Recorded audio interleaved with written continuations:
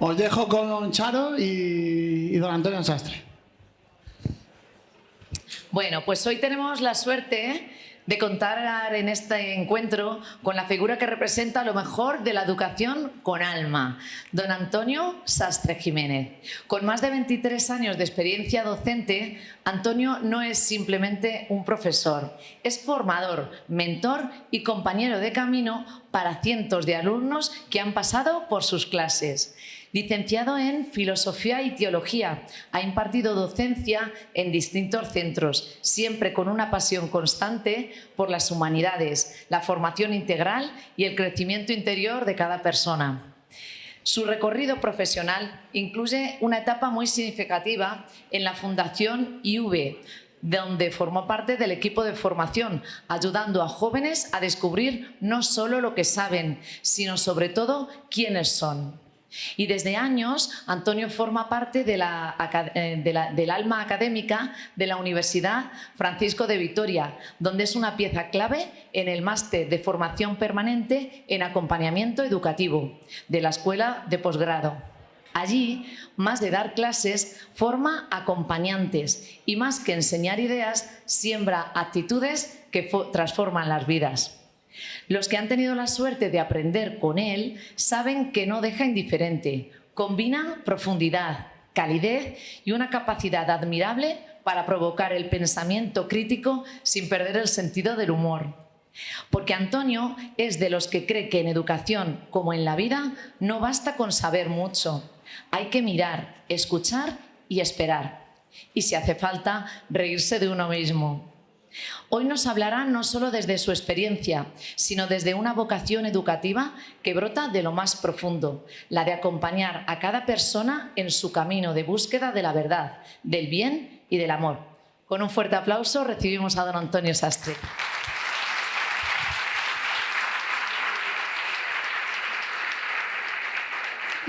Muchísimas gracias. Estoy abrumado, la verdad, por esa presentación. Nunca me han presentado de una forma tan bonita, la verdad, y tan injusta en parte. Ojalá fuera verdad al 100% todo lo que has dicho de mí y ya me gustaría, ¿no? Bueno,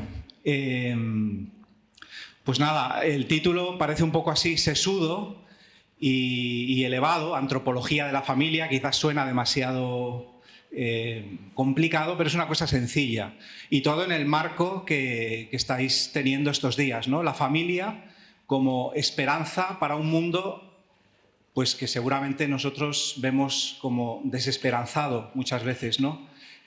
Hace 18 días exactamente yo tenía la suerte de estar en Roma acompañando a un grupo de jóvenes en el jubileo de los jóvenes con el Papa León XIV. No sé si alguno de vosotros ha estado también allí físicamente o como mínimo habéis tenido la oportunidad a lo mejor de escuchar en la televisión lo que estaba pasando en Roma o a posteriori a lo mejor habéis podido leer los textos de lo que dijo el Papa León. Y yo, según estaba allí el sábado, el día 2 de agosto, por la noche, cuando estaba empezando la vigilia de oración y de adoración con los jóvenes, y el Papa empezó a hablar, yo me acordé de vosotros. No os conocía todavía. No, sí sabía de vosotros, sabía que había un grupo de familias de Toledo que se iban a reunir aquí en Fátima en estos días y yo os tuve presentes, pensé en vosotros al escuchar una cosa de León XIV, una cosa que dijo. Sabéis que el encuentro lo estructuraron en forma de pregunta-respuesta, pregunta-respuesta. Fueron 3 preguntas y la primera, que fue una chica mexicana preguntando en español, y la respuesta era en el mismo idioma, como el Papa León maneja pues eso, el español, el inglés, el italiano muy bien, pues cada respuesta era en una lengua. Y la primera, en español, pues la entendí perfectamente. Las otras me costó un poquito más, pero a la primera pregunta lo que el Papa dijo es lo que me hizo presente este grupo y este acontecimiento que estamos viviendo ya hoy. Porque me resonó muchísimo. Lo primero que dijo prácticamente fue esto. Dijo, las relaciones humanas, nuestras relaciones con otras personas, son indispensables para cada uno de nosotros. Empezando por el hecho de que todos los hombres y mujeres del mundo nacen como hijos de alguien. Nuestra vida comienza con un vínculo y es a través de los vínculos como crecemos. Entonces, esto me pareció que era el mejor punto de partida para este encuentro que vamos a tener durante esta horita que vamos a compartir y luego el rato de tertulia. Porque esto es de lo que yo quería hablar. Y si tengo que hablar de la antropología de la familia, el mejor marco es este. Si os dais cuenta, aquí el Papa está manejando una forma de entender a la persona, de entender al ser humano, o sea, una antropología que es diametralmente opuesta de la que hoy en día se respira en los ambientes donde nos movemos. Porque aquí está hablando de vinculación, está hablando de vínculos. Y hoy en día justamente lo que se respira, como digo, culturalmente en nuestra civilización es que la felicidad, la plenitud para el ser humano está en no tener vínculos. Hoy en día al ser humano se lo concibe como un individuo que vive para sí mismo y todo el ideal de la felicidad pasa por ahí, por no depender de nadie, por poder hacer lo que a mí me da la gana, por poder conseguir mis metas y no como persona, que es un ser que vive para otros. Y justamente, creo yo, para entender lo que es la familia en todo su significado, en toda su hondura, hay que partir de ahí, de una antropología que considere al hombre como persona, o sea, como un ser que vive para los otros, no que vive para sí mismo y de los otros pues se sirve en la medida en que pueda, los utiliza, los exprime a veces, pero en el fondo lo que quiere es realizarse él, incluso a costa de los demás. No, es alguien que sabe que su felicidad pasa por salir de sí mismo al encuentro del otro. Por eso nosotros concebimos así a la persona, no solo como un ser vinculado, no un ser desvinculado, sino un ser cuya existencia se desarrolla a través de vínculos, de vinculaciones, de lazos, de conexiones. Eso es la persona, un ser de encuentro, ¿de acuerdo? Entonces este para mí es el punto de partida. Y León XIV, pues se lo agradezco porque me dio pues esta premisa, ¿no? de mi pequeña aportación esta mañana. Ojalá os sirva de algo. Bueno, luego veremos. Esta es mi escuela, donde yo he aprendido lo que sé de antropología de la familia, por lo menos la antropología aplicada. Luego la antropología, sesuda y libresca, la he aprendido en un montón de páginas, de libros. Pero mi escuela, donde yo tantas veces he tocado con mis manos mi inutilidad para saber educar, acompañar, donde yo he aprendido, pues la fragilidad que tiene uno, lo acompañado que necesita estar de otros, que nos van guiando en el camino, pues esta es mi escuela, es mi familia. Es una foto un poco antigua, tiene ya como 5 o 6 años, todos estamos un poquito más crecidos. Bueno, el de en medio no es nada mío, es el rey Gaspar, pero eso explica por qué os pongo esta foto, porque es la última que tengo donde estamos mi mujer y mis 5 hijos. De hecho, ahora la familia se ha ampliado con la siguiente generación, porque tenemos la suerte de ser unos jóvenes abuelos, esperando el tercer nieto. Tengo 2 hijos casados, por tanto ahí faltan mi nuera y mi yerno, pero en esta está Gaspar y es interesante porque es un encuentro que tenemos todos los principios de año, todos los meses de enero, a principios del mes, en la parroquia, vienen los Reyes Magos, nos visitan, les hacemos una audiencia y vamos todas las familias allí con nuestra carta, no solo con los juguetitos, sino las cosas verdaderamente importantes que les queremos pedir. Como ellos son santos, están ahí en el cielo, interceden, llevan nuestras peticiones. Y me gusta esta imagen porque evoca una cosa, que los hijos son un regalo, son un don, pero por eso mismo, la otra cara del don, ¿sabéis cuál es, no? Nosotros que somos tan seguidores de San Juan Pablo II, sabemos que no hay regalo, iba a decir, no hay regalo que no esté envenenado, pero no es eso. No hay regalito que no lleve por el otro lado esta faceta de ser también una tarea, algo que no simplemente se te da para que disfrutes de ello, también para eso, pero también para bregarte en el día a día, porque hay muchas cosas, ¿no?, que os voy a contar a vosotros, que no sepáis, de la educación de los hijos. Por eso en esta semana habéis tenido ayer ya la sesión con Rafa sobre educación afectiva, pasado mañana tendréis justamente la de la educación de los hijos. Y en estos campos se ve claramente, ¿no?, cómo verdaderamente la familia es un don. O sea, ¿qué seríamos nosotros sin nuestras familias? la de origen, de la que todos venimos, como decía el Papa, no hay nadie que no sea hijo, no hay nadie que no venga de unos padres que, como han podido, pues lo han traído al mundo, lo han acompañado, lo han criado, lo han educado, y luego muchos de nosotros, pues además hemos fundado nuestra propia familia. Y debemos el 100% de lo que somos a esas familias, o bien de la que venimos, o bien en la que estamos ahora, haciendo lo que podemos, en nuestro rol de padre, de madre o lo que sea. Pero no hay nadie verdaderamente que se haga a sí mismo. Habéis oído eso, ¿no? A veces, ese ideal que es antropológicamente descabellado.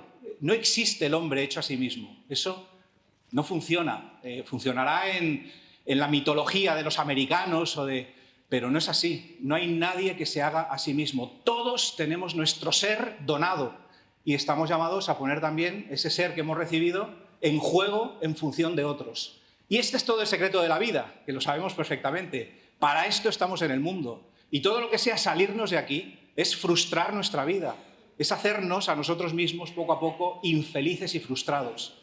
Pero por eso necesitamos ser acompañados, porque nuestra fragilidad nos acompaña constantemente, ¿no? Y todos metemos mucho la pata. De hecho, mirad, os pongo algunas cifras de cómo está el mundo de hoy, porque mirad, toda la premisa de este encuentro en Fátima, de todos los que estáis aquí, es que nuestro mundo ciertamente tiene hambre de esperanza. ¿Estamos de acuerdo en esto? Pensamos además que la familia puede ser fuente de esperanza para el mundo. Pero yo, preparando esta ponencia, pensaba también que la situación de la familia en nuestro mundo es muchas veces un síntoma de esa falta de esperanza que tiene la civilización actual. Y entonces hay aquí como una especie de círculo vicioso. No sé si me estoy explicando. O sea, en el mundo hay desesperanza, punto 1. Punto 2, la familia, o al menos esta es la propuesta que hacéis en este encuentro, quiere dar esperanza a un mundo desesperanzado. Pero punto 3, es que muchas veces es en la situación de la familia donde se ve uno de los síntomas fundamentales de la desesperanza de nuestro mundo. Entonces aquí hay un círculo vicioso. ¿Quién le puede dar a la familia la capacidad de insuflar esperanza al mundo de hoy? Si muchas veces es ella misma el principal signo donde se ve la desesperanza del hombre de hoy. Entonces, espero decirlo al final, donde se rompe ese círculo vicioso. Vosotros lo estáis viviendo aquí y estáis llamados a comunicarlo al mundo de hoy. Pero mirad, las cifras, son cifras que todos conocemos, a lo mejor no las conocemos en la exactitud de los números, pero estáis al cabo de la calle, ¿no? De lo que pasa ahí afuera. Lo que pasa ahí afuera es muy distinto de lo que pasa aquí dentro. Lo que se cuece aquí en este grupo de familias de la diócesis de Toledo es muy diferente de lo que se vive ahí afuera. Si estáis en el ámbito escolar, veis a los padres de familia de vuestros hijos, de vuestros alumnos, veis pues, muchas situaciones muy dolorosas que lamentablemente no son situaciones anecdóticas o puntuales. Hay una verdadera crisis de la familia y esto no se le oculta a nadie con dos ojos en la cara. Os muestro aquí algunas cifras, súper rápido, porque yo no me quiero detener en esto, pero para ubicarnos, ¿no? Por ejemplo, la tasa de nupcialidad. ¿Eso qué quiere decir?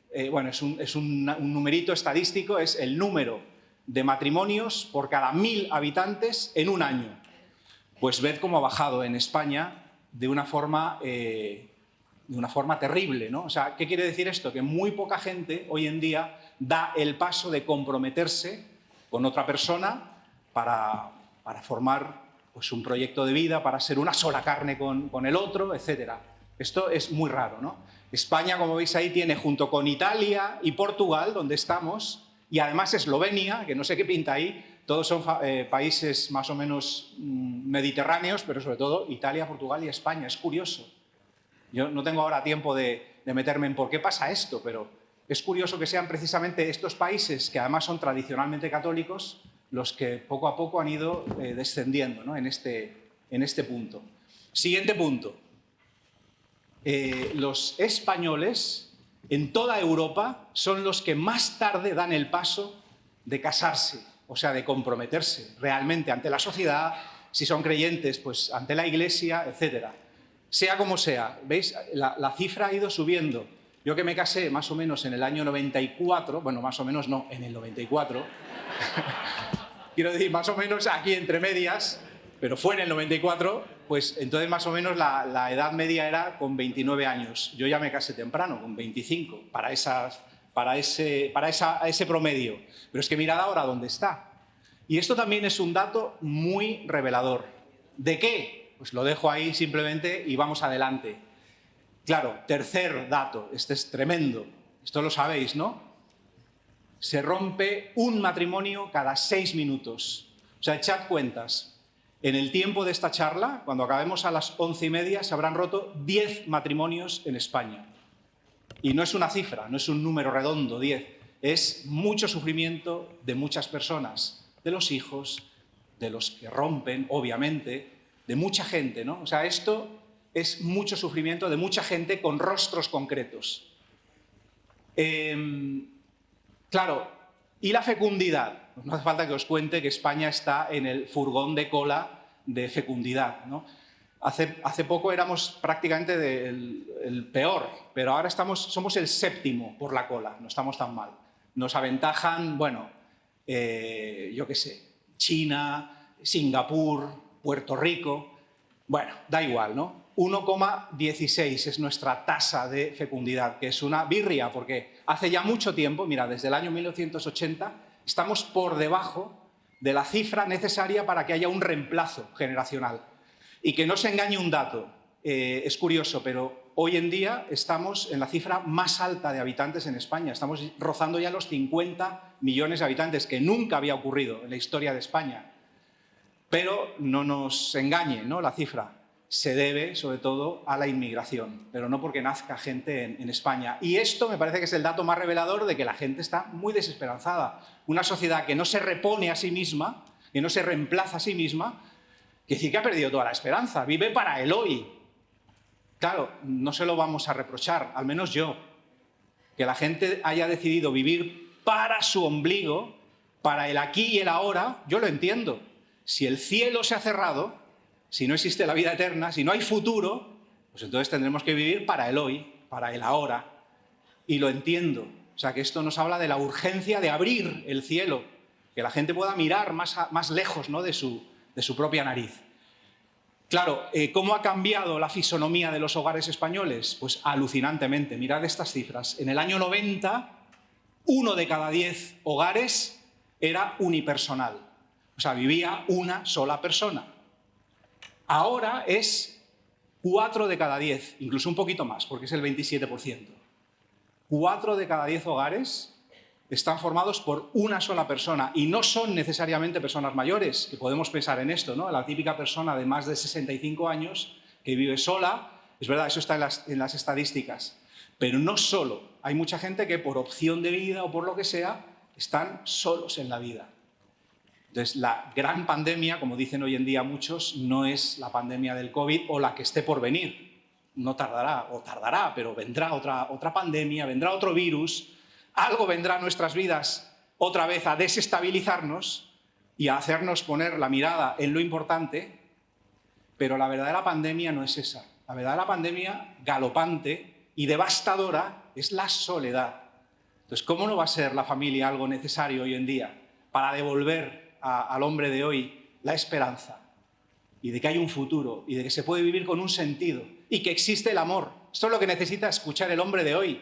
Y para esto la familia, sobre todo la familia cristiana, está llamada a hacer presente esta buena noticia en medio de un mundo que ciertamente ha perdido la esperanza. ¿Cómo hemos llegado a esas cifras? También, muy rápidamente, un diagnóstico que si quisiéramos hacerlo con profundidad nos llevaría muchísimo rato. Ha habido una serie de rupturas. Quizás el epicentro lo podríamos poner de todo este movimiento, toda esta transformación, que no es solo sociológica, sino también antropológica.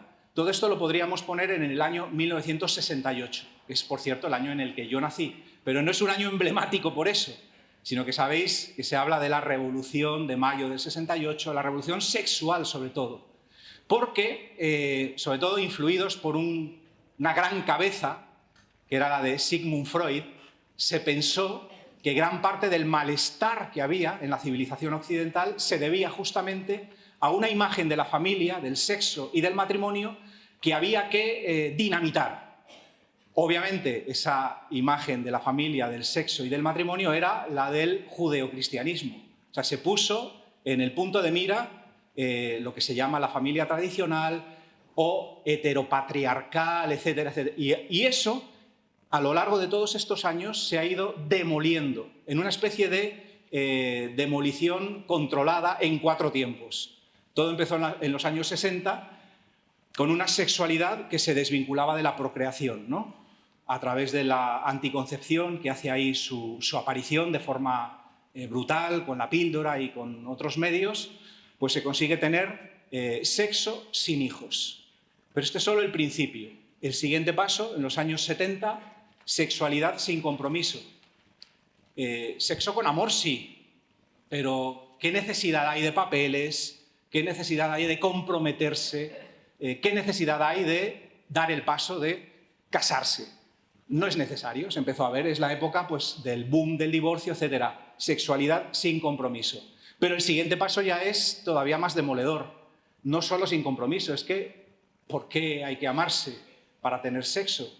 Si es una cosa divertida, que nos lo hace pasar bien a los dos, suficiente con que haya acuerdo, con que haya consenso, pero no tiene ni por qué haber amor. Simplemente la voluntad de hacer algo juntos que nos da placer a ambos. Y ya. ¿Quedaba algo por ver? Pues sí, quedaba lo que ocurrió a partir de los años 90 y estamos todavía en ello, pero viviendo ya quizás los resultados, ¿no? Ya no es solo sexo sin hijos, sino que puede haber incluso hijos sin sexo. Y el cuerpo, además, es uno de los vínculos que hemos terminado rompiendo. Acordaos de esto, vivimos una antropología sin vínculos, no queremos vínculos, no queremos nada que nos ate, que nos condicione. Pues el cuerpo nos condiciona. Lo que ha conseguido la ideología de género es convencernos a todos de que el cuerpo no es tan importante, que es un dato irrelevante, que podemos pasar por alto. Y es sexualidad ya sin cuerpo incluso. ¿Veis? Yo todavía creo que se puede ir más lejos, ¿no?, de este análisis, de este diagnóstico. Y, de nuevo, San Juan Pablo II, en su Carta a las Familias, para mí, daban el clavo de cuál es el diagnóstico de todo esto. Todavía hoy, ¿el problema cuál es? Pues mirad, que nuestra sociedad, y esto lo decía en el año 1994, cuando yo me casé, pero esto sigue siendo válido y quizás todavía más hoy en día. Nuestra sociedad se ha alejado de la plena verdad sobre el hombre. ¿Veis? Es una cuestión antropológica. Por eso esta sesión, otra cosa es que yo la dé bien, a lo mejor la doy muy mal, no se entiende nada, es un rollo. Pero esta sesión es hiper necesaria en este encuentro vuestro. Una visión antropológica sobre lo que es la familia es la clave de todo, porque el origen del mal está ahí, que antropológicamente hemos desenfocado lo que es la familia. ¿Lo veis aquí? Lo que es el hombre. Dice, por consiguiente, o sea, la consecuencia de esto es que el hombre de hoy no sabe comprender adecuadamente lo que son verdaderamente la entrega de las personas en el matrimonio, el amor responsable al servicio de la paternidad y la maternidad, la auténtica grandeza de la generación y la educación. O sea, ¿cuál es el problema? Un problema antropológico. Por centrarlo todavía más, yo creo que son fundamentalmente 2 conceptos importantísimos para entender lo que es la persona, los que se han distorsionado.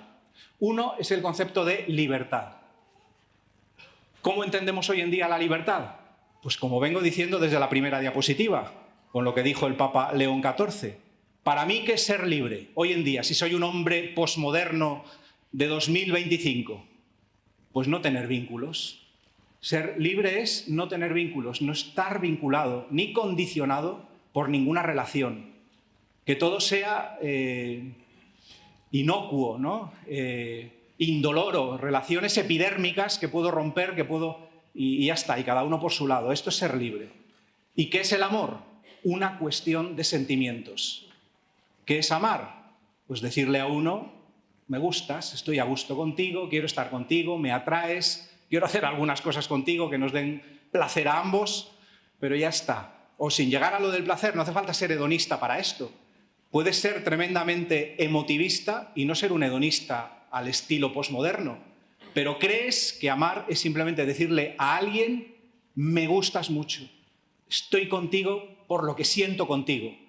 Por eso, cuando dejo de sentirlo, dejo de quererte. Esta es la ecuación, es automático, es inmediato. Entonces, este es el error antropológico en el que vivimos. ¿Qué habrá que hacer? Pues restaurar el contenido, el sentido profundo y verdadero de la libertad y el sentido verdadero y profundo del amor. Habrá que enseñarle al hombre de hoy que nadie es más libre que aquel que es capaz de amar, que aquel que es capaz de entregar a fondo perdido todo lo que es y todo lo que tiene, incondicionalmente. No hay un hombre más libre que ese. Y el hombre de hoy está equivocado pensando que es al revés, que yo soy libre si puedo hacer de mi capa un sayo, en lugar de soy libre cuando soy capaz de apostar por aquello que tiene valor y por entregarme a ello. Esto es la libertad, pero el hombre de hoy no lo sabe. Entonces, ¿cómo no va a haber infelicidad? ¿Cómo no va a haber rupturas? ¿Cómo la civilización de hoy no va a estar cerrada a la vida? Es obvio, porque si esto es la libertad y esto es el amor, el matrimonio, como nosotros lo entendemos, desaparece del radar existencial del hombre de hoy. Es obvio, ¿no os parece? O estamos equivocados nosotros o están equivocados ellos. Y no digo nosotros y ellos en plan qué buenos somos nosotros. No, porque nosotros ya sabemos quiénes somos. Somos gente pobre también. Lo que pasa es que hemos tenido la suerte a lo mejor de que alguien nos ha anunciado una forma de vivir que hemos descubierto que es plenificante, que es verdadera. ¿Cómo se lo mostraremos al hombre de hoy? Pues proponiéndolo, viviéndolo, haciendo cosas como esta y luego yéndonos al año, al día a día y viviendo en medio del mundo, como somos, ¿no? Mirad, es un engaño todo esto, desde luego, porque nuestra condición de seres familiares está incluso grabada en el cuerpo. Esto es todo el fundamento de la famosa teología del cuerpo, que es algo, bueno, ahora ya no nos parece a lo mejor tan sorprendente, pero realmente lo es, que en nuestro cuerpo va también como un sello la imagen de Dios grabada. Esto es alucinante. Y que tú, analizando con profundidad lo que es la estructura y la constitución corpórea humana, puedes descubrir quién es Dios para ti y sobre todo también quién eres tú y para qué estás en el mundo. Esto es alucinante. Por ejemplo, un rasgo como el ombligo. Hay un sacerdote, Juan de Dios Larrú, que muchos de aquí conoceréis, discípulo de los corazones de Jesús y María, que dice: hay que mirarse más el ombligo. A mí me encantó cuando se lo escuché por primera vez, porque yo he dicho miles de veces lo contrario, igual que vosotros. No hay que mirarse el ombligo. Yo siempre he dicho, la civilización de hoy en día es una civilización que mira y muestra el ombligo, ¿no? Hoy en día que se muestra tanto eso, la barriguita, y que enseña y que se mira el ombligo. Una civilización del yo y del ya. Y yo tantas veces he dicho, no hay que mirarse tanto el ombligo. Y Juan de Dios Larrú dijo, todo lo contrario, hay que mirarse más el ombligo, porque ¿sabes qué te dice el ombligo? Que tú no te das el ser a ti mismo. ¿Veis? Aquí está ya la relación. Todos esos que se dicen hombres hechos a sí mismos, si miraran su ombligo y dedujeran sagazmente lo que el ombligo viene a decir, pues no podrían decir nunca más eso. Recibo el ser de otros. Son otros los que me han puesto en el mundo, los que han abierto al menos el camino para que yo aparezca aquí, como una irrupción, como una cosa inusitada, como una novedad, que eso es lo que somos cada uno de nosotros. Entonces, esto está grabado en nuestro ser físico, porque el ombligo te dice esto, es una cicatriz que te dice, no te has dado el ser a ti mismo, no te engañes, pero no solo no te diste el ser físicamente, es que en los 50, 40, 80 años de vida que llevas, has seguido recibiendo el ser de otros que a través de su compañía, de una palabra de afecto, de un consejo, de la educación, de lo que quieras, han entrado en tu vida y han dejado siempre en ti un sello, algo que te hace ser lo que a día de hoy eres. Somos a partir de otros, somos desde otros. Y si uno mira unos 20 centímetros más abajo del ombligo, descubre su sexo. Y el sexo también te dice para qué estás en el mundo. El sexo también te dice para qué estás aquí. Así como recibes el ser desde otros, estás también aquí en el mundo para comunicarlo a otros. No solo a través de la procreación. El sexo no solamente habla de la procreación, habla del encuentro con otro. Cuando uno se siente atraído por alguien, eso, alguien le ha sacado de su solipsismo, de su soledad, de estar mirándose todo el día a sí mismo, de pronto, aunque sea una atracción sexual, descubres a otro que irrumpe en tu vida. Y esto te habla del sentido de la vida. No estás aquí para la soledad, estás aquí para la comunicación, para entrar en relación con otro, para complicarte la vida, porque es complicarse la vida. La relación es complicada. ¿Quién dice aquí que la relación no es complicada? Si todos nuestros sufrimientos tienen que ver con relaciones que no funcionan. Y no por el otro, sino a veces, generalmente, siempre por nosotros mismos. Nuestras incapacidades, nuestras heridas. Pero necesitamos del otro, necesitamos el encuentro, la relación. Y luego, ya mira, solamente la posición erecta de la persona, la bipedestación, estar sostenido sobre dos piernas, poder mirar a lo lejos, te está hablando de quién eres tú. Alguien que se plantea metas, que mira a lo lejos, que camina hacia esas metas, y alguien que, al poder sostenerse sobre dos piernas, tiene dos brazos libres, dos manos para poder darse la mano, para poder abrazarse, para poder caminar juntos hacia algo que merezca la pena. ¿Veis? Todo nuestro cuerpo está hablando de nuestra condición familiar, de nuestro carácter constitutivamente esponsal. También los sacerdotes que no se han casado, porque no es lo mismo esponsalidad que conyugalidad. Esponsales somos todos. Todos estamos llamados al encuentro, a la donación, a partirnos por el otro, a dejarnos la vida y el pellejo por el otro. Y todo lo que no sea eso, como digo, es frustración y es infelicidad. ¿Dónde lo aprendemos? ¿O dónde podemos aprenderlo? En la familia. ¿Veis? Por eso la familia verdaderamente es esperanza para el mundo. Pero ¿quién le dará la esperanza a la familia? Para que ella se la pueda dar al mundo. Vamos a ver si conseguimos ir avanzando hacia eso. Mirad, fijaos, Zubiri, un pensador, yo soy filósofo, bueno, profesor de filosofía al menos, en secundaria, luego en la universidad.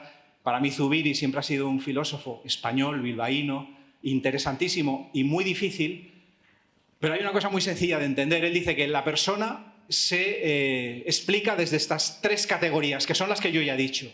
Originación, somos seres que tenemos nuestro origen en otros. Insisto, no solo nuestros padres, todas las personas que han pasado por tu vida explican en parte quién eres tú hoy. Han dejado en ti algo, un pozo mayor o menor. Y eso tiene que ver con lo que estoy diciendo aquí.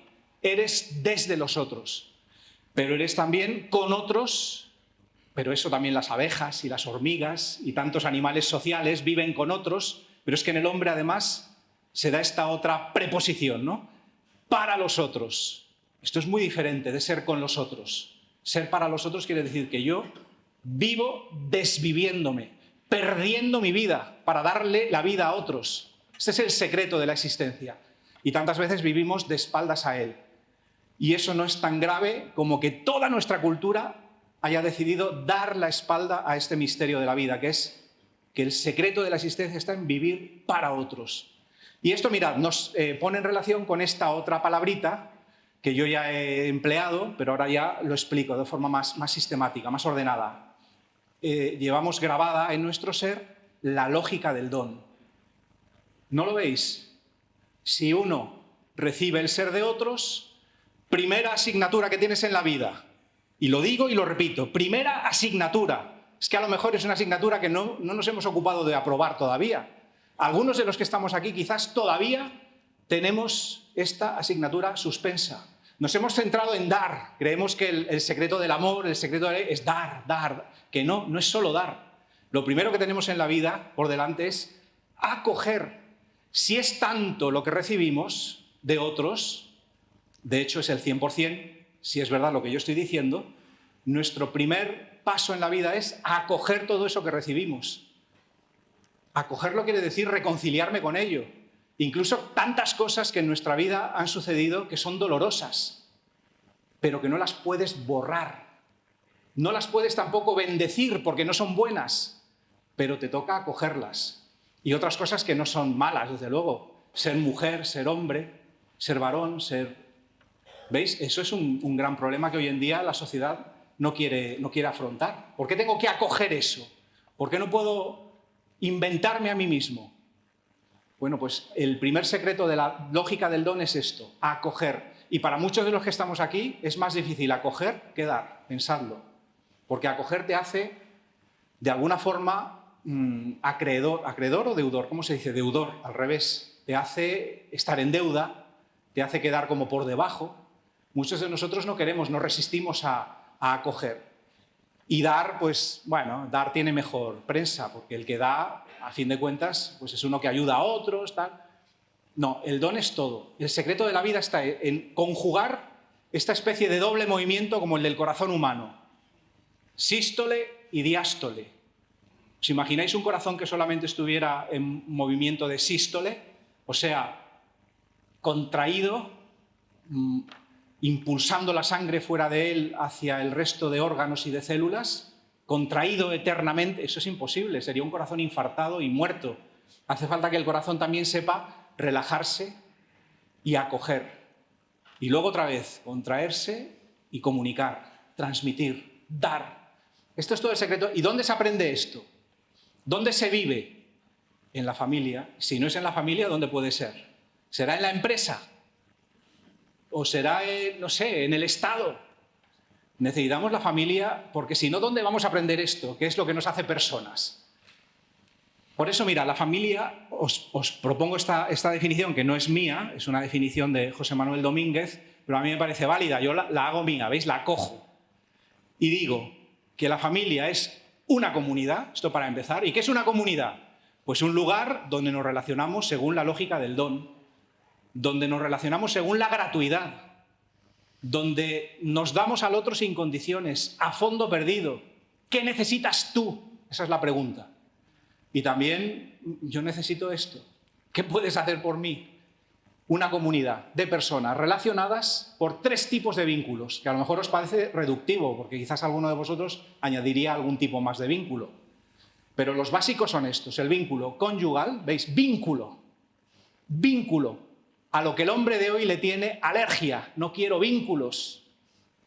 Por eso, ved un documental súper interesante, aunque ya tiene muchos años, la teoría sueca del amor. A lo mejor alguno lo conocéis. En YouTube. Es una horita. Es fenomenal porque te explica esto que estoy diciendo yo. No queremos vínculos. ¿A qué lleva eso?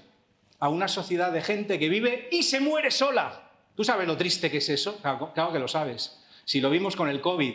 Tanta gente se moría llena de cables en un hospital, en un puñetero hospital, en la más absoluta soledad.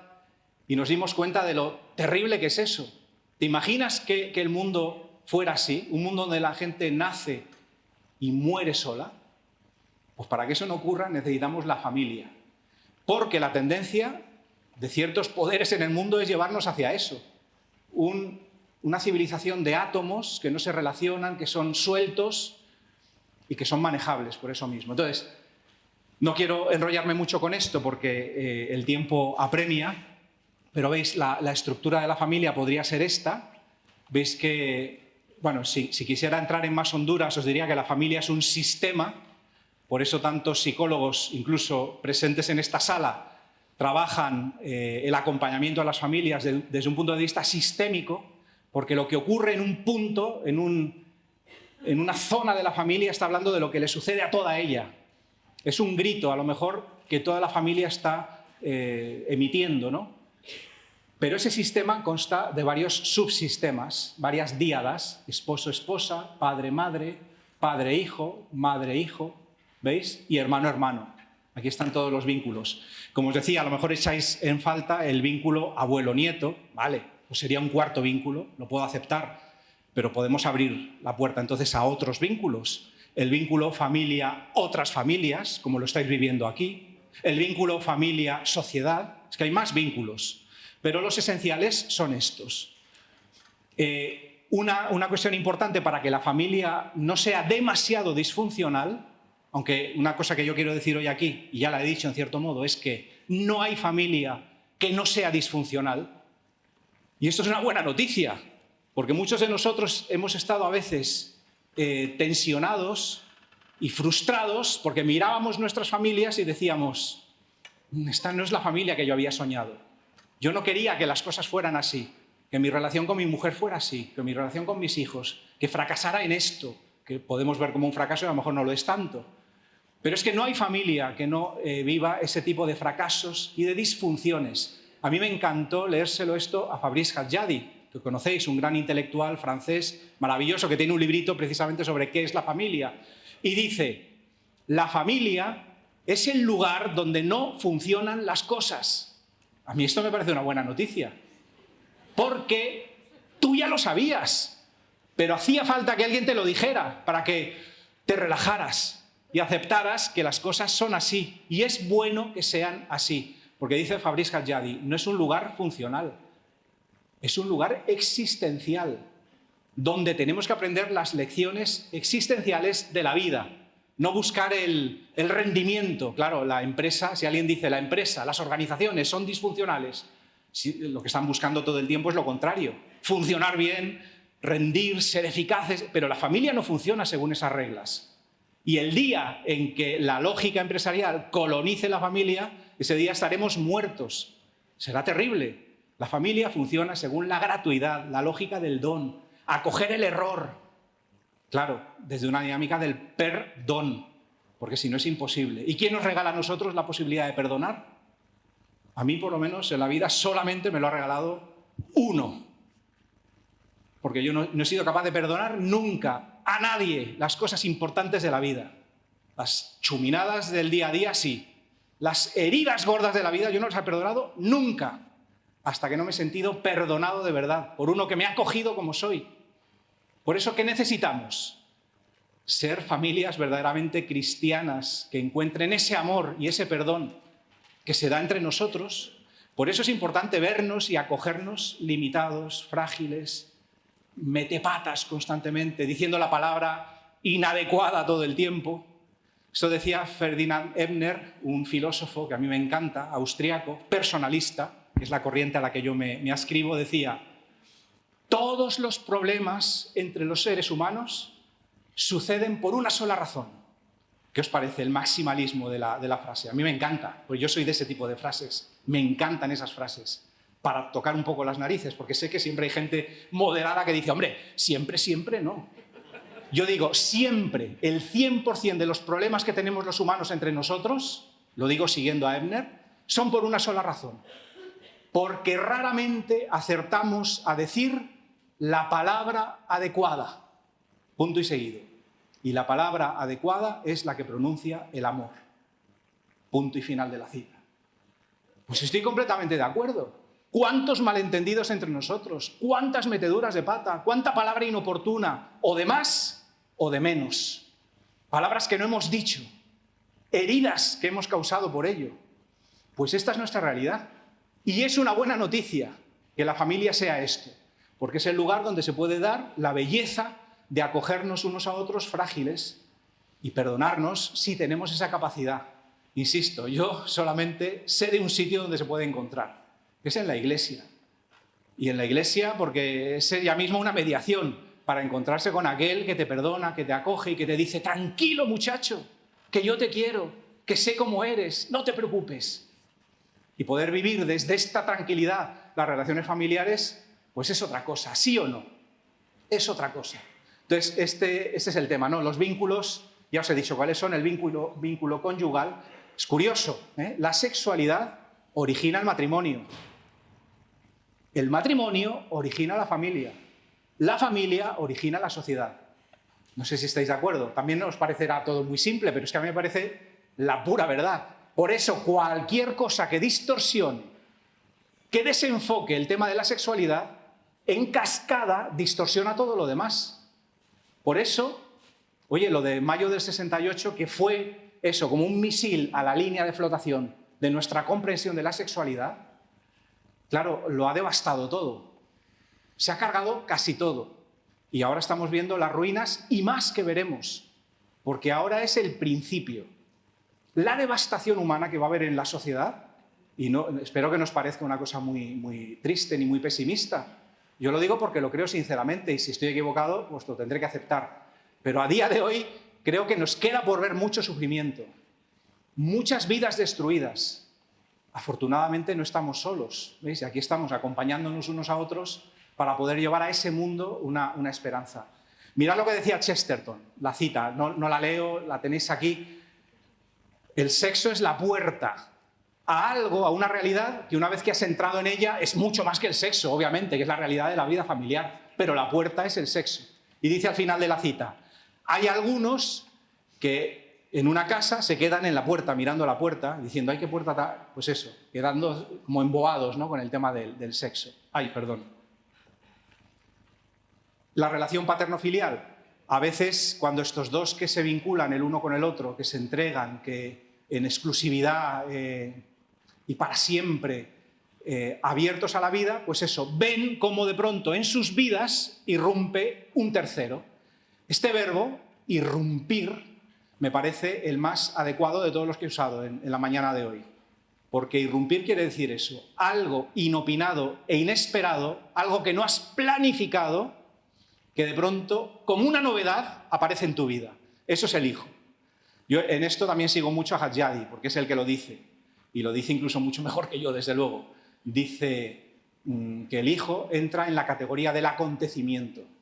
¿Y qué es un acontecimiento? Algo que viene...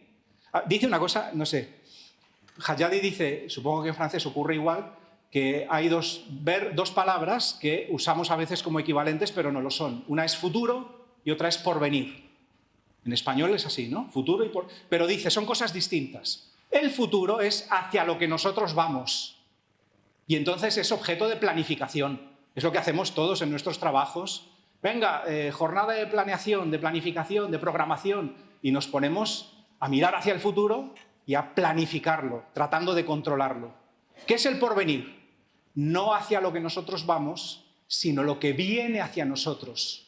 Por ejemplo, es lo que nos trajo el COVID, es lo que este año, en mayo, te trajo a ti una enfermedad, es lo que el curso próximo, que empieza en septiembre, a mí me va a traer no sé qué y a ti te va a traer no sé cuántos, a otro un cambio de trabajo fenomenal, te van a subir el sueldo, eso viene del porvenir. El futuro es hacia dónde...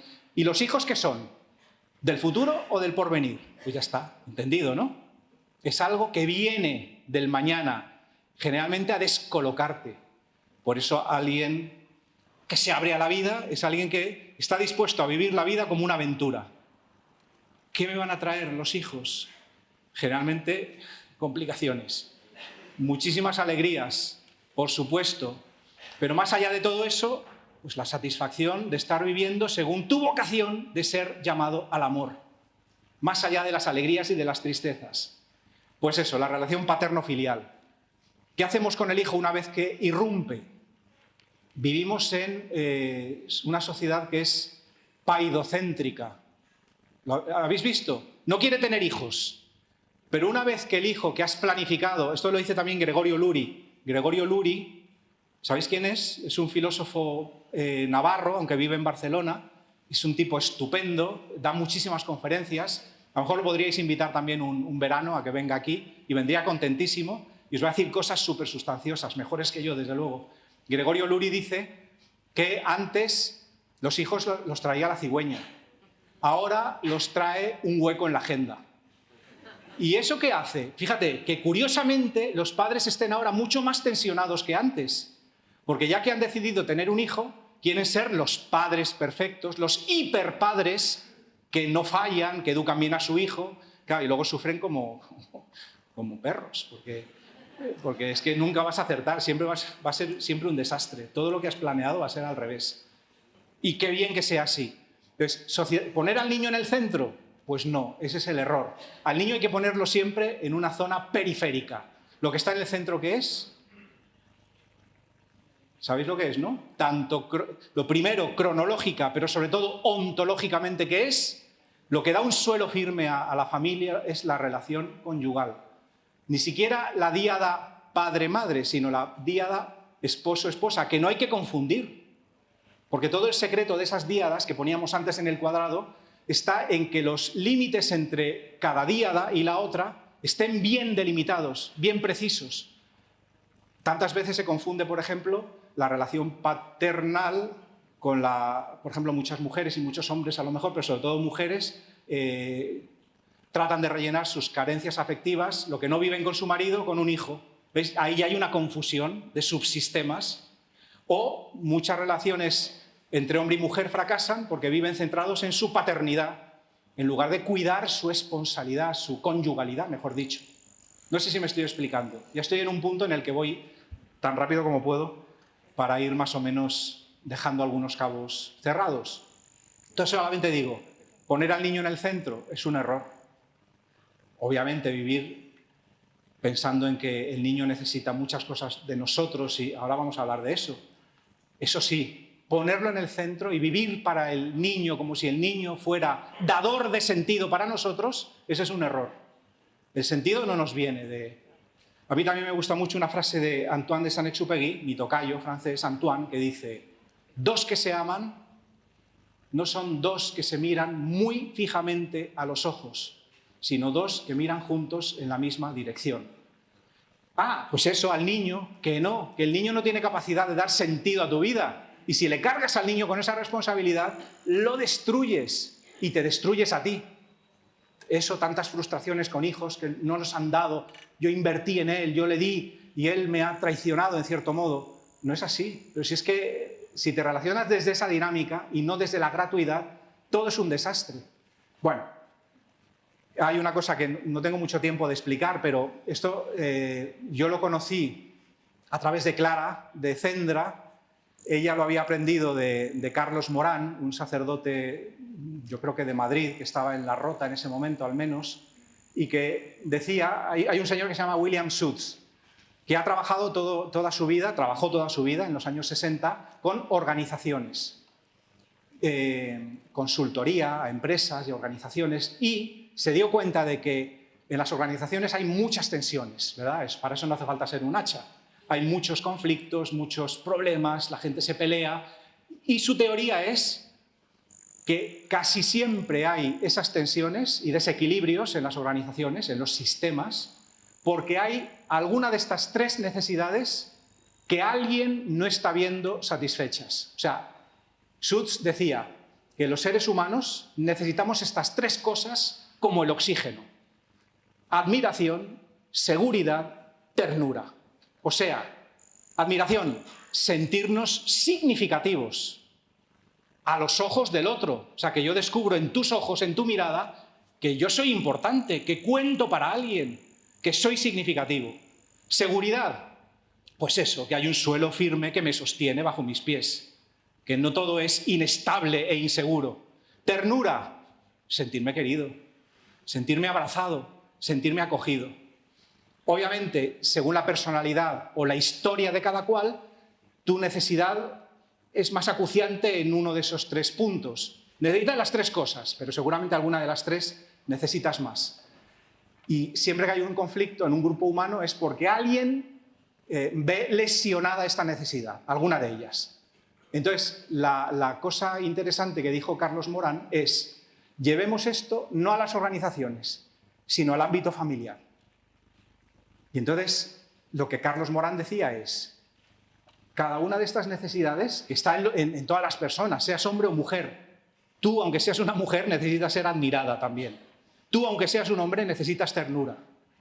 Pero es verdad que por tu constitución psicológica, si eres hombre, si eres padre, esposo, padre, es muy fácil que tú tengas una necesidad muy acuciante de ser admirado, de sentir que lo que tú haces es importante, que hay necesidades de los demás que tú eres capaz de solventar, te sientes importante. Si eres mujer, pues seguramente tienes una necesidad muy intensa y muy profunda de ser querida. Y tantos problemas en el matrimonio pues proceden de que yo he tardado mucho en aprender eso y todavía no lo hago bien. Cuando a mí mi mujer me decía, bueno, más que decirme ella, yo le decía: si yo te quiero. Y ella me decía: si no es que tú me quieras, es que yo me sienta querida. Es que va una diferencia, va como una galaxia entre medias. Es que no es igual, pero si yo te quiero y lo sabes, no, lo que necesito es sentirme querida. Pues eso las mujeres lo entendéis muy bien. Los hombres también tenemos un corazoncito que desea ser querido. ¿Y qué desean los niños? Los niños necesitan seguridad. Y entonces, mira, este esquemita, y el esquemita creo que es mío, Carlos Morán, Clara de Cendra, yo se lo debo a ellos la idea, pero el esquemita me parece, creo, a lo mejor es de estas cosas que ya las has reelaborado como si fueran tuyas. Pero mira, ¿qué es lo significativo del niño aquí? que el niño cuelga de sus padres, que para que el niño se sienta seguro, ¿qué necesita? ¿Sentirse querido por su papá? Sí. Y además, como vamos a ver enseguida, el amor de un padre tiene una cualificación especial. El amor paternal es un amor de un tipo. El amor maternal también lo necesita el niño para sentirse querido, para sentirse seguro. Y es un amor también con su propia cualificación. Pero sobre todo la seguridad existencial al niño, el sentir que camina sobre un suelo firme, se lo da ver que sus padres se aman. Por eso el niño está aquí colgando de esta díada, ¿veis? ¿Cuál es el suelo? El amor que papá y mamá se tienen. Por eso incluso cuando se da el drama de la separación o del divorcio, pues que obviamente es un drama y nadie va a poder curar al 100% las heridas, salvo Dios, que eso deja, pero al menos que exista el respeto, que exista, pues eso, lo mínimo, ¿no? Porque existencialmente para el niño es muy importante y psicológicamente. ¿Veis? Entonces, ¿poner al niño en el centro? No. Yo a veces, cuando he dado charlas a padres en los colegios sobre temáticas de este estilo, les he dicho que dejad de preocuparos tanto por vuestros hijos. Porque además es la mejor manera de hacerlos seres frustrados, porque les sobrecargáis con un peso que no son capaces de llevar. Estáis cargándoles con el peso de vuestra felicidad. Dejad de hacer esta injusticia. Tampoco la hagáis entre vosotros. Si yo a mi mujer la hago responsable de mi felicidad, la estoy destruyendo, porque ¿cómo va a ser ella capaz de colmar todas mis necesidades, incluso las afectivas? Pero ¿cómo va a ir a rellenar ella el vacío que yo tengo? Que solamente lo puede rellenar algo absolutamente infinito y potentísimo, y no es la capacidad que tiene ella, ni yo para ella. ¿Veis cómo constantemente nos hacemos injusticias unos a otros, pidiéndonos cosas que no podemos dar? Dos que miran juntos en la misma dirección. Y el hijo, menos. ¿Cómo le vamos a hacer víctima de nuestras carencias y nuestras heridas? ¿Veis? Este es el niño que se siente seguro, el que ve que su padre y su madre, y pueden hacer con él lo que quieran, porque él sabe que en la vida existe un suelo, ¿no?, firme que le va a sostener. La relación de fraternidad, sabéis que es muy importante también. Están aquí los niños a cierta distancia y que sigan allí, ¿verdad? Dándonos un respiro, pero sobre todo teniendo una experiencia, pues, de amistad, y la amistad implica también donación, implica ponerse uno a sí mismo en segundo plano, implica compartir. Todo eso los niños que tienen hermanos lo aprenden en la familia mucho antes. Aprenden valores también cívicos y sociales. Claro, ¿por qué tuvimos que inventar educación para la ciudadanía? Pues porque en algún sitio tendrán que aprenderlo. Antes lo aprendían en las familias con 6, 7, 8, 9, 10 hijos, o 3 hijos, da igual, pero se aprende.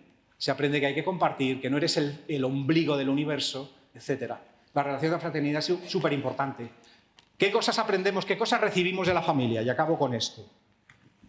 ¿Veis? Hemos visto la situación de la familia hoy, hemos visto una especie de definición de lo que es la familia, los vínculos que la constituyen, y ahora voy a decir las 3 cosas que creo que la familia hace por nosotros. Y luego voy a concluir diciendo cómo, a mi modo de ver, se puede romper el círculo vicioso que dije al principio, ¿vale? Entonces, súper rápido, bueno, súper ágil más bien. Me llamó mucho la atención hace ya años ver que uno de los derechos fundamentales del niño, según estas cartas que se elaboran oficialmente en la ONU, en estos organismos internacionales, es el derecho a tener un nombre. Me llamó la atención porque es que es muy importante tener un nombre, pero a mí no se me había ocurrido que era tan importante. ¿Y dónde se recibe un nombre? ¿Y con ese nombre qué es lo que se recibe? El nombre se recibe en la familia. ¿Y qué se recibe con él? Pues la certidumbre de que eres alguien querido, que eres alguien acogido, que eres para alguien, que tienes una identidad. Y esto es fundamental. ¿Y dónde se recibe? Insisto, en la familia. Si no tuviéramos una familia, ¿qué tendríamos? Mira, tendríamos esto. Tendríamos un Estado que nos pone un numerito. Ya nos lo pondrán, ¿eh? Nos pondrán como a los perros un chip y será todo muchísimo más fácil. Irás al ambulatorio, con un lector te leerán el chip, pagarás con el chip Y no ríais porque, bueno, nadie se está riendo porque no tiene puñetera gracia esto, pero son proyectos que ya están ahí. Es la mejor manera de controlarnos. ¿Cuántos de nosotros nos hemos sentido un numerito? Pero ves, es la apoteosis de la deshumanización. Y esto ha ocurrido ya y volverá a ocurrir. Entonces necesito ser acogido, eso, dándoseme un nombre. Necesitamos saber y experimentar que somos queridos, no por lo que tenemos, no por lo que somos capaces de hacer, no por nuestra inteligencia o porque somos simpáticos, sino por nosotros mismos. Toda nuestra puñetera vida nos la pasamos intentando conquistar eso a través de lo otro. O sea, intentamos sentirnos queridos, pues eso, a través de ser simpáticos, de hacer cosas, de conseguir logros. ¿No os dais cuenta? Somos gente tremendamente herida, porque no hemos vivido tantas veces esto, que eres querido por ser quien eres.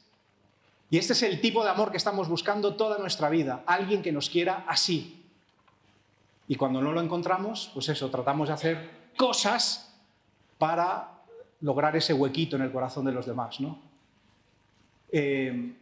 Como os decía, hay dos formas de ser amado. Esto también lo aprendí de Juan de Dios Larrú. Podría haber hecho una cita de cada cosa que os he puesto aquí, porque nada es mío, casi todo es aprendido de alguien. Esto sí lo puedo decir. Me acuerdo que Juan de Dios Larrú una vez en una formación nos puso este cuadrito de Van Gogh, aunque hay otro grabado de Millet que es idéntico, aunque esto es una pintura, esto es un óleo, y lo de Millet es eso, un grabado, y se llama Primeros Pasos. ¿Veis? Hay un papá y una mamá. Y un niño. Alguien dice, ¿no es una niña? Puede ser un niño, porque en aquella época vestían así. Y se llama Primeros Pasos, porque está aprendiendo a andar. Y lo primero que decía Juan de Dios Larrú es, ¿ves? Se es padre en la distancia. Oye, a mí me pareció una forma súper elegante y súper sencilla de decir una verdad súper profunda de la vida. Las madres no son madres en la distancia. Es inevitable que no sea así, porque las madres habéis llevado a vuestros hijos dentro de vosotras mismas, en una relación casi de fusión, de ser una sola cosa. Y cuando habéis parido a vuestros hijos, todavía esa relación ha seguido hasta cierto punto existiendo. Una relación de cuasi fusión, de ser casi una sola cosa. Por eso, el zopenco del papá tiene que aprender las cosas a través de la mamá, que le dice, primero tiene que aprender que es el padre a través de la madre, y el niño tiene que aprender que este es su padre a través de la madre. La mamá le tiene que hacer al niño esperar al papá, mira, viene papá, viene hoy, vamos a ver qué nos dice hoy o qué hacemos con él. ¿Qué hacemos? ¿Cómo? ¿Lo habéis entendido por el lado de a ver cómo gestionamos esto? O sea, tiene que aprender el niño, pues eso, a descubrir a su padre. Con su madre no tiene que descubrir nada porque está súper vinculado a ella.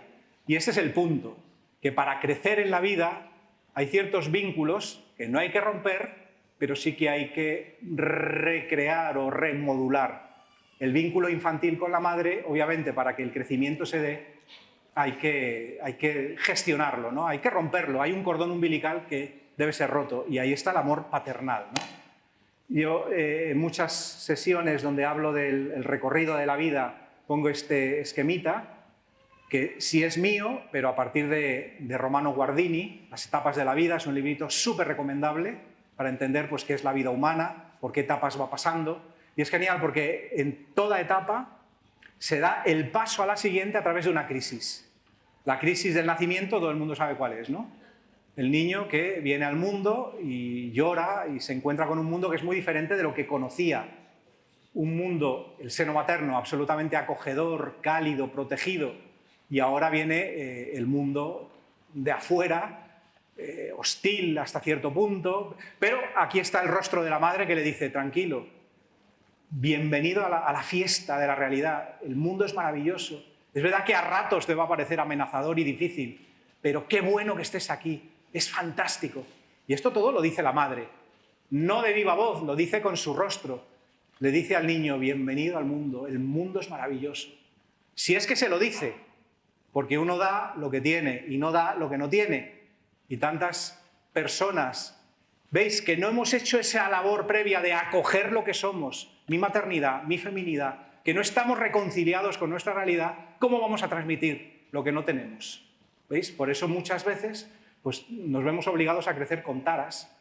¿Y quién nos ha producido esas taras? Y no hablo de culpa, la relación con los otros. ¿Por qué? Pues porque los otros viven desde donde viven, con lo que viven, con sus cargas, con sus heridas. ¿Veis cómo necesitamos acompañarnos unos a otros? Porque no va a haber nadie que no esté herido. No va a haber nadie que crezca sin una sola traba, sin una sola tara. Pero yo a lo que iba, las crisis, ¿veis? La crisis del crecimiento, ¿sabéis cómo se llama, no? Se llama pubertad. Los niños que de pronto ven que su cuerpo cambia y con él cambia toda su persona. La adolescencia da paso a la juventud a través de la crisis de la experiencia. La crisis de los límites es la que ya algunos hemos pasado, ¿no? Y nos da un cierto pozo, a veces cínico. Y no es eso, claro, no es eso. Pero a veces solventamos mal la crisis haciéndonos cínicos. Adultos que dudan de todo, que no creen en nada. No es eso, pero sí es aceptar que somos muy limitados, etc.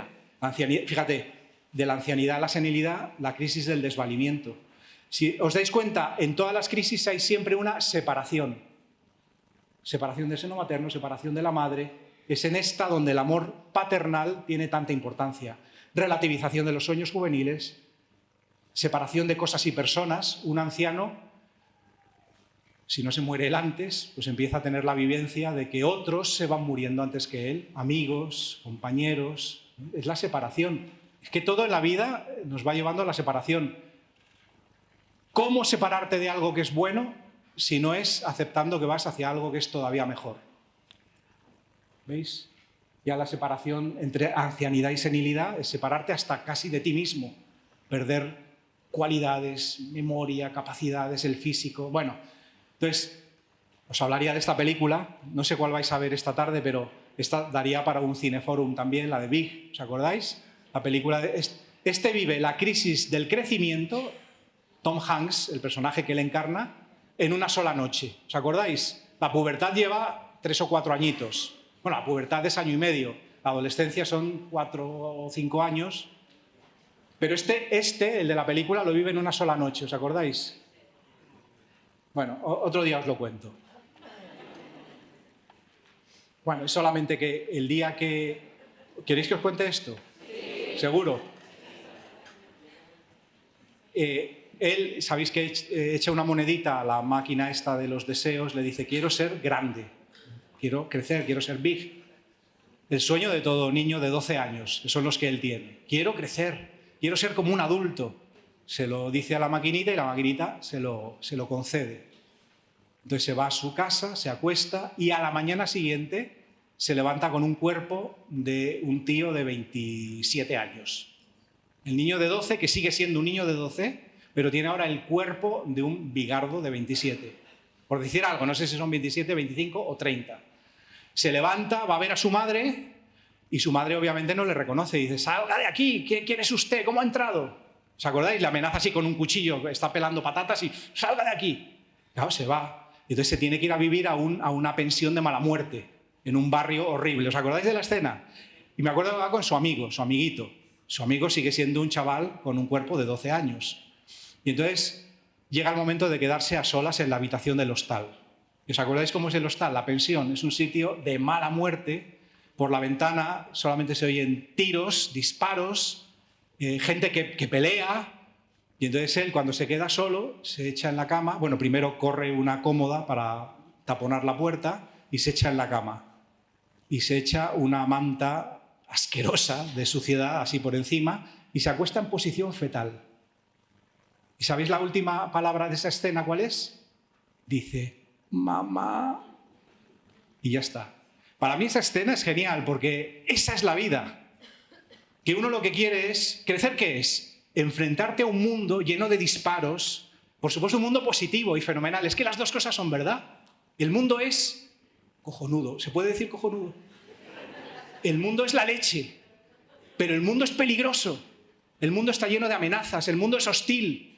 Y el mundo es fabuloso. Las dos cosas son verdad. Necesitamos a alguien que nos haga vivir con esa tensión. El mundo es maravilloso, el mundo es amenazador. Si uno se queda solo con el mundo es maravilloso, pegado a las faldas de su mamá, porque su mamá va a hacer lo posible para que el mundo siempre te parezca maravilloso.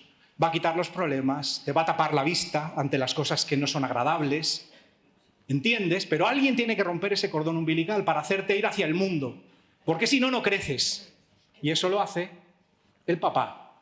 Y la mamá, los dos. Porque esta mamá, decía Juan de Dios Larroux, con estas manitas, mira, al final va a hacer... Me separo un momento el micrófono. Con las manos va a hacer un movimiento así. ¿Entiendes? ¿Habéis visto el movimiento? ¿Qué quiere decir? Te dejo que te separes, pero no solo eso, yo te doy un pequeño impulso.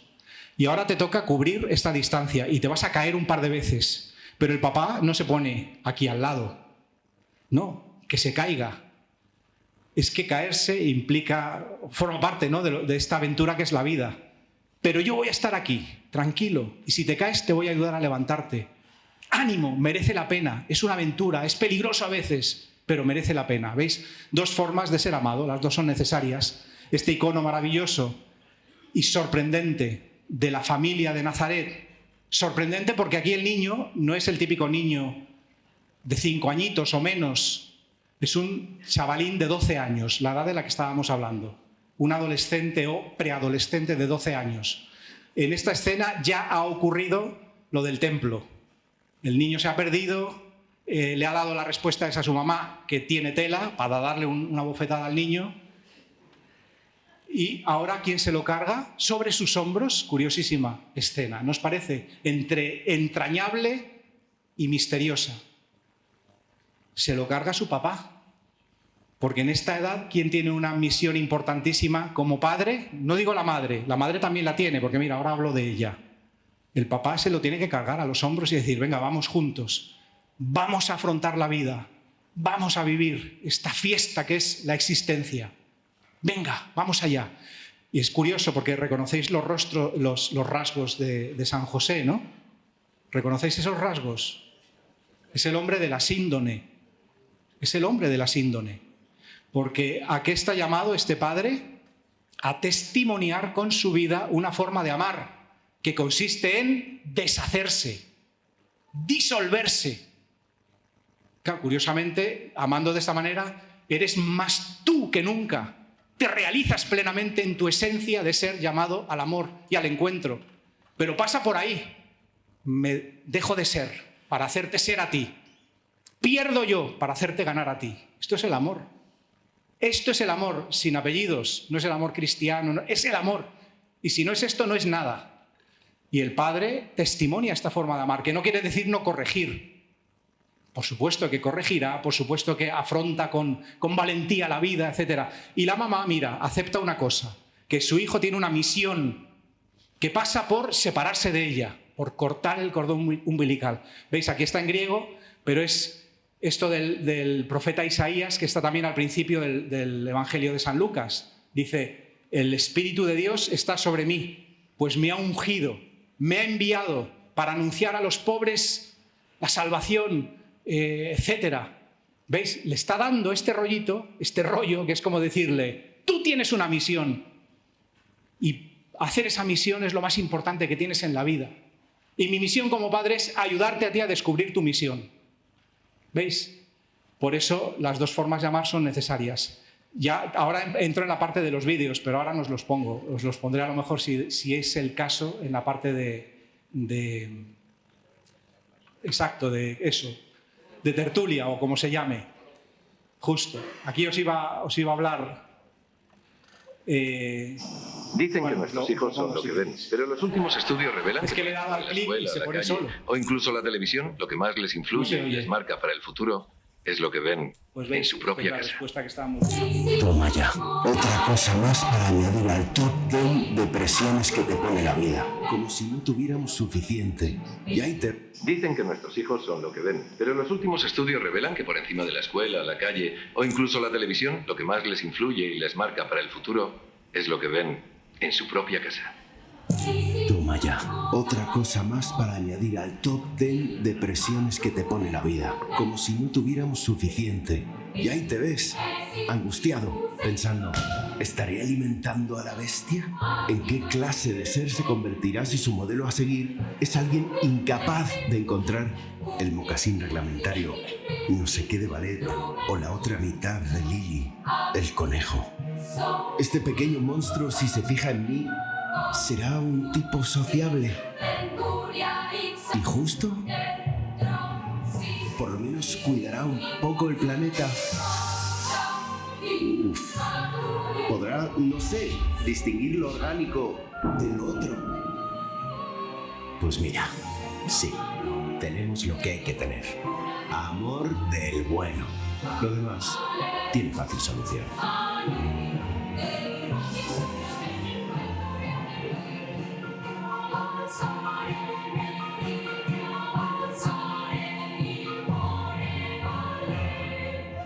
Nada como lugar para amueblarnos la cabeza. Y sobre todo para educarnos el corazón. Amueblarnos la cabeza es una cosa, educarnos el corazón es otra.